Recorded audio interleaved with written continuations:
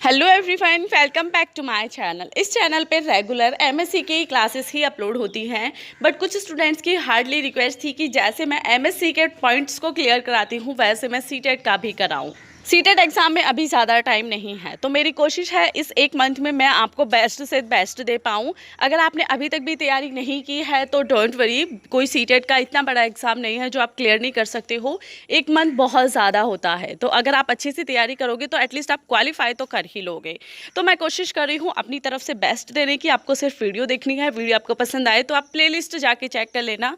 CTET की एक अलग प्लेलिस्ट आपको मिल जाएगी, वहाँ आपको हर एक टॉपिक पे जो मैंने वीडियो है वो मिल जाएगी। यह मैं फर्स्ट टॉपिक से स्टार्ट करी हूँ, सीडीपी का विकास एवं वृद्धि। एक मंथ का टाइम भी काफ़ी होता है अगर उसे सही जगह इन्वेस्ट किया जाए। लाइक आप कहाँ से पढ़ते हो मुझे नहीं पता है, बट अब जहाँ से भी आप पढ़ रहे हो, अब तक पढ़ना अलग चीज़ है एंड एग्ज़ाम देना अलग चीज़ है। बहुत सारे आपको टीचर्स मिल जाएंगे जो आपको क्या करते हैं कि कॉपी ले ली, पेन ले ली, बोर्ड पे भी आपको थ्योरेटिकल पार्ट पढ़ाते जाते हैं, जबकि सीटेट में आपका जो खेल है वो सारा कॉन्सेप्ट का है। आपका कॉन्सेप्ट क्लियर है तो आप सीटेट का पेपर अटैम्प्ट कर सकते हो, क्योंकि वहाँ डायरेक्ट थ्योरेटिकल पार्ट से क्वेश्चन ही नहीं पूछे जाते हैं। वहाँ पे पूछे उससे रिलेटेड जाते हैं, बट उन्हें लाइक पूरा घुमा के एंड आपके माइंड को टेस्ट किया जाता है। सीटेट का जो पेपर होता है, जो स्पेशली पेडागोगी की अगर मैं बात करती हूँ, तो जब मैं आपके लिए वीडियो लेके आई हूँ उससे पहले मैंने रिसर्च की है कि इस टॉपिक से लास्ट 10 ईयर में कैसे क्वेश्चन पूछे गए हैं। वो क्वेश्चन मैं आपको इस वीडियो में प्रोवाइड कराऊंगी, वो कॉन्सेप्ट भी उनके क्लियर कराऊंगी एंड जो विकास एंड वृद्धि है वो भी आपको समझाऊंगी। तो हर एक टीचर का इतना होना चाहिए कि आपके सामने अगर वो रिप्रेजेंट करने आ रहे हैं तो आपको कुछ ना कुछ दें। अभी आपके पास टाइम नहीं है कि आप टाइम इन्वेस्ट करो वहाँ जहाँ आपको कुछ मिल रहा है, ना कि सिर्फ वहाँ जो आपको बोल अच्छा लेते हैं, आपको समझा अच्छा लेते हैं, बट क्या वो उस एग्ज़ाम के अकॉर्डिंग पढ़ा रहे हैं, तो वो आपको सोचना है। स्टार्ट कर देते हैं विकास यानी कि डेवलपमेंट से। अब डेवलपमेंट होता क्या है? डेवलपमेंट है बच्चे के बर्थ से लेके एंड उसकी डेथ तक, ठीक है। यानी कि इस बीच में जो भी चेंजेस उसमें होते हैं वो आपका सभी डेवलपमेंट में आता है। वो सोशल चेंज हो सकते हैं, फिजिकल हो सकते हैं, कॉग्निटिव हो सकते हैं, तो वो सभी जो चेंजेस हो रहे हैं वो आपका डेवलपमेंट में आता है। मैंने क्लियरली फर्स्ट लाइन में बता दिया, जीवन पर्यंत चलने वाली यानी कि लाइफ लॉन्ग ये प्रोसेस चलती है, रुकती नहीं है। बाकी सारी प्रॉपर्टीज़ की बात मैं यहाँ से करूँगी आपसे। अब क्या है कि इंट्रोडक्शन से जो क्वेश्चन आया हुआ है लास्ट 2017 के पेपर में था कि जो विकास का क्रम है वो कैसा होता है। सो इसमें फर्स्ट नंबर पे होता है आपका शारीरिक विकास यानी कि physical development. Second one is संज्ञानात्मक, जिसे आप कॉग्निटिव डेवलपमेंट बोल सकते हो। एंड थर्ड वन इज सामाजिक social development. And fourth is संवेगात्मक यानी कि इमोशनल डेवलपमेंट। ये इसका एक सही वे है जो आपसे पेपर में पूछा जाता है। यहाँ भी आप कंफ्यूज हो सकते हो, क्योंकि जो टीचर आपको कहीं मैंने देखा है कि जो आपका संज्ञानात्मक है वो एंड में होता है, जबकि जो इसका एक्यूरेट टर्म है वो ये है। और सीटेट की जो आंसर की है, जो उसका आंसर है उसमें भी यही है। तो एक क्वेश्चन आपका क्लियर हो गया। अब प्रॉपर्टीज देख लेते हैं जिससे आपको डेवलपमेंट को समझने में और ज़्यादा हेल्प मिलेगी।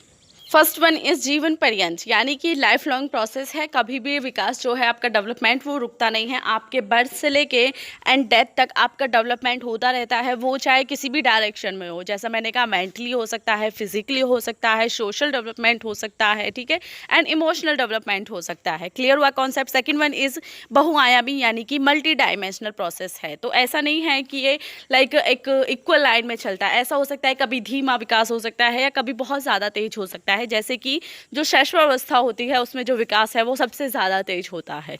तो क्लियर, डेवलपमेंट धीमा या तेज हो सकता है। Last one is development qualitative and quantitative होता है। अब देख लेते हैं टाइप्स ऑफ डेवलपमेंट। बेसिक की बात कर रही हूँ, कॉन्सेप्ट जहाँ से आपके क्वेश्चन निकल के आते हैं वो आपको क्लियर कराने वाली हूँ। फर्स्ट वन इज शारीरिक विकास, फिजिकल डेवलपमेंट। शारीरिक विकास लाइक आपका जो फिजिकली जिसे देख सकते हैं हम, वो विकास होना आपका शारीरिक विकास में आता है। मैं पॉइंट आउट इसलिए क्लियर करा रही हूँ कि आपने अगर अभी तक नहीं स्टडी स्टार्ट की है तो आपके पॉइंट्स क्लियर हो पाएँ। अब यहाँ से जो क्वेश्चन पूछा गया है वो पूछा जाता है कि किस अवस्था में शारीरिक विकास सबसे ज़्यादा तेजी से होता है। तो इसका जो आंसर है वो है आपका शैशव अवस्था। क्लियर। सेकंड वन इज संज्ञानात्मक, मानसिक या कॉग्निटिव बिहेवियर। यानी कि मेंटली आप जो चेंज होते हो, लाइक बचपन में आपका जो मेंटली स्टेटस होता है वो बड़े होके चेंज हो जाता है, आपकी थिंकिंग चेंज हो जाती है, आपका जो एनवायरनमेंट है वो चेंज हो जाता है, तो वो आपका कॉग्निटिव बिहेवियर में आ जाता है। Third one is social development, like आप बचपन में सिर्फ हंसते खेलते हो, अपने परिवार को जानते हो, स्कूल जाते हो तो फिर स्कूल के लोगों को देखते हो, उसके बाद आप जब सामाजिक बन जाते हो, बड़े हो जाते हो, तो वहाँ आपका जो सामाजिक डेवलपमेंट है वो होता है। Fourth is emotional development, like आपके इमोशन जो बचपन में होते हैं वो बड़े होके नहीं होते, ठीक है। आप एग्जाम्पल से समझिए, जब आप शैशवावस्था में होते हो तो आप में थोड़ा सा भय आता है, ठीक है, यानी कि आप डरने लगते हो, थोड़ा सा क्रोध आता है। बट जब आप बाल्यावस्था में जाते हो तो आपको ईर्ष्या भी होने लग जाती है। तो ये आपका इमोशंस का डेवलपमेंट हो गया, क्योंकि वो बढ़ गए, है ना, आपने कुछ नया सीखा। देन लास्ट है आपका फिफ्थ क्रियात्मक, इसे आप मनोगत्यात्मक भी बोलते हो। अब यहाँ पे जो विकास की सिस्टम है वो आप देख सकते हो। शैशवावस्था कितनी एज तक होती है? 1 to 5 एज तक होती है, विकास तेजी से होता है। किशोरावस्था आपकी 12 से 18 होती है, ये मैंने आपको कंफ्यूज करने के लिए लिखा था। एंड बाल्यावस्था 5 to 12, एंड जो लास्ट वन प्रौढ़ावस्था होती है वो 18 to लाइफ लॉन्ग होती है, ठीक है। इसका जो क्रम है वो शैशवावस्था, बाल्यावस्था, किशोरावस्था एंड प्रौढ़ावस्था आना था।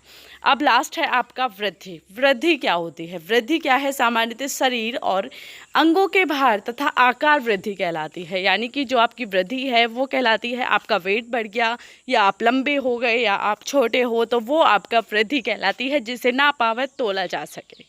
अब जो इसका इंपॉर्टेंट पार्ट है वो है ग्रोथ एंड डेवलपमेंट में अंतर। अगर आपने कंप्लीट वीडियो देखी है तो ग्रोथ एंड डेवलपमेंट में डिफरेंस आप खुद कर सकते हो, आप कर सकते हो। आपको क्लियर हुआ है या नहीं हुआ है वो आप फीडबैक के लिए मुझे कमेंट्स में ज़रूर बताना।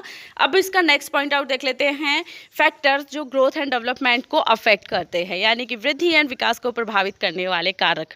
बहुत सारे ऐसे कारक हैं, बहुत सारे ऐसे फैक्टर्स हैं जो आपके ग्रोथ को और आपके डेवलपमेंट दोनों को अफेक्ट करते हैं, वो हम पॉइंट आउट क्लियर करेंगे यहाँ पे। मैं आपको थ्योरेटिकल पार्ट नहीं दे रही हूँ, अगर आपको थ्योरेटिकल में भी चाहिए तो आप बता सकते हो, अदरवाइज 1 मंथ है, अच्छे से कंप्लीट वीडियो देखो, आपके सभी टॉपिक बहुत इजीली कंप्लीट हो जाएंगे अगर आप अच्छे से स्टडी करना स्टार्ट कर दो। अपने टाइम की वैल्यू समझो, क्योंकि ग्रोथ एंड डेवलपमेंट में आप यूट्यूब पे सर्च कीजिए, आपको 1 आवर की भी वीडियो मिलेगी इस टॉपिक पे, एंड मेरी हार्डली 9 to 10 मिनट की भी वीडियो मिलेगी, एंड आपको हम कंप्लीट सेम ही चीज़ कराएंगे। तो अपने टाइम की वैल्यू समझ के आपको अपना टाइम कहाँ इन्वेस्ट करना है वो चीज़ देखो, जो आपको इस टाइम तो कम से कम टाइम लेके भी एंड आपका कंप्लीट करा सके, ठीक है।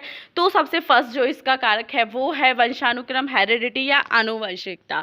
अब आनुवंशिकता क्या होती है आप सभी को पता होगा, जो भी प्रॉपर्टीज आपको अपने पेरेंट्स या ग्रैंड पेरेंट्स से मिली है वो आपके हेरिडिटी के अंदर आती है, यानी कि आनुवंशिकता के अंदर। इसका फर्स्ट एक्सपेरिमेंट जो किया था वो ग्रेगर जॉन मेंडल ने किया था, एंड पी यानी कि मटर पे किया था, एंड इसका जो मटर का नाम था वो था पाइसम सैटाइवम, यानी कि जो साइंटिफिक नेम था मटर का वो पाइसम सैटाइवम था।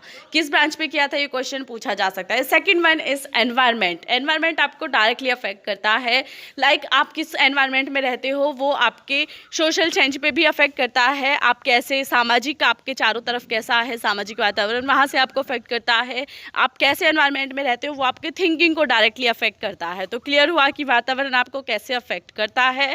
थर्ड वन इज जेंडर, यानी कि फीमेल एंड मेल, तो दोनों का जो चेंजेस होता है फिजिकली या डेवलपमेंट जो फिजिकली मेंटली होता है वो अलग अलग होता है। फिजिकली भी फीमेल एंड मेल्स में आपको डिफरेंस देखने के लिए क्लियरली मिल जाता है, लाइक हाइट का अंतर ले लीजिए या बॉडी का ले लीजिए, हेयर का ग्रो होना ले लीजिए, तो वो अलग अलग डिफरेंस है जो आपके वृद्धि एवं विकास को जेंडर के थ्रू अफेक्ट करते हैं। फोर्थ वन इज पोषण, यानी कि आपका न्यूट्रिशन कैसा है, आप बहुत अच्छे हो हेल्थ से या आप बहुत कमज़ोर हो, आपको न्यूट्रिशन पूरा नहीं मिला है, तो वहाँ आपका जो पोषण है वो डायरेक्टली आपके ग्रोथ एंड डेवलपमेंट को अफेक्ट करता है। एंड लास्ट वन इज अंतःस्रावी ग्रंथियाँ, यानी कि ग्लैंड्स डायरेक्टली अफेक्ट करती है। आपको पता है पिट्यूटरी ग्लैंड जो है वो आपकी मास्टर ग्रंथि है एंड आपकी फुल बॉडी को वो अफेक्ट करती है। सेकंड वन इज़ थायराइड ग्रंथि, भी आपकी हेल्थ के लिए बहुत ज़्यादा इंपॉर्टेंट है, तो वो भी आपके डेवलपमेंट एंड आपकी ग्रोथ को अफेक्ट करती है। तो आई होप आपका जो टॉपिक है वो क्लियर मैं करा पाई हूँ।